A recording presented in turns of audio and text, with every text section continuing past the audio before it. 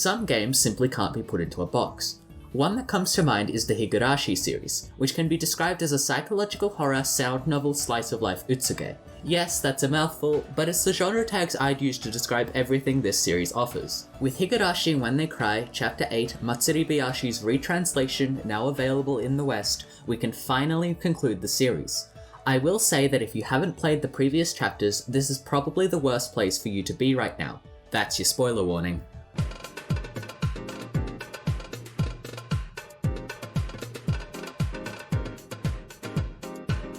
Oftentimes, when I read Ryukishi 07's work, I find my enjoyment goes in a cycle of this is fine to this is a slog to this is the best scene I've ever read, in that order. With Matsuribayashi, he almost seems to capitalize on this, using deliberate pacing through 50 mini-scenes known as fragments to help emphasize the slow monotony of all the hopeless attempts to escape June 1983. In that way, the structure of the entire episodes follows those expected story beats. The beginning consists of the main foe's backstory, followed by a deliberately slow section that sets up all the perfect conditions for this entry's version of June 1983. It reinforces pretty much every reveal and piece of information the story has given us throughout the previous 7 chapters. Then, the game pushes you face first into a very long and very high energy finale that kept me on the edge of my seat. Some people might be turned off by how perfectly everything goes for the heroes, although I doubt it. I think there are 3 major reasons as to why this high energy romp works. For one, you've played through 7 chapters to get to this point, repeating the same events over and over, and each time beforehand, something has gone horrifically and catastrophically wrong. Making your way through the fragments within this chapter alone helps the resolution feel earned. You've worked hard for this moment, hopefully theorizing over the course of 7 chapters about whatever the truth may be. With even the game asking if you've survived the events this far, it's only fair that this long and arduous tragedy deals you a happy ending in the end.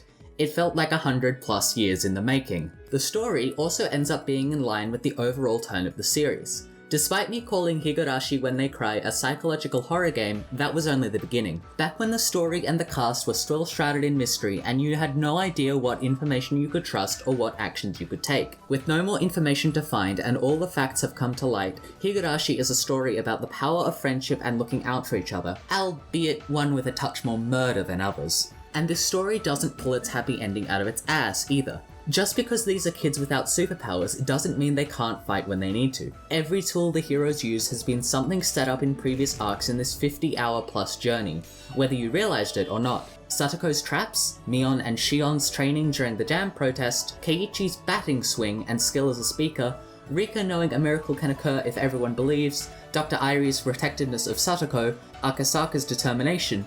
Every single little thing throughout this tale is made use of in the finale. Even the fact that members of Mion's club are initiated with a card game of Old Man with a marked deck becomes a powerful metaphor. As far back as Chapter 1 Onikakushi, the details of this story matter. Everything comes together perfectly for this ending, but all those pieces felt established, felt earned, felt like they slotted into place exactly where they were supposed to be.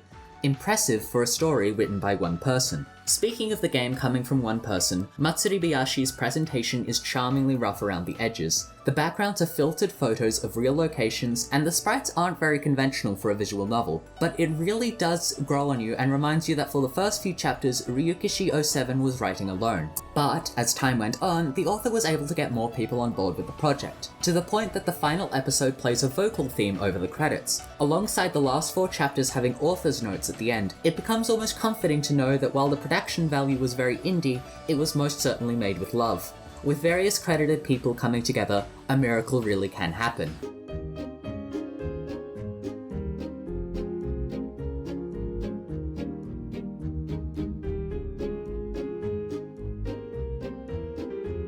Higurashi When They Cry, Chapter 8, Matsuribayashi, takes everything that has happened in the series and packages it all together for a satisfying conclusion. The story's pacing is predictable, but it all amounts to a memorable finale that I won't soon forget. I'm glad to see a series retain its high level of storytelling consistently through each chapter and not falter in this final stretch. Noisy Pixel gives Higurashi When They Cry, Chapter 8, Matsuribayashi a 9 out of 10. Thank you for watching. Please give a like and subscribe if you haven't already. Comments help too.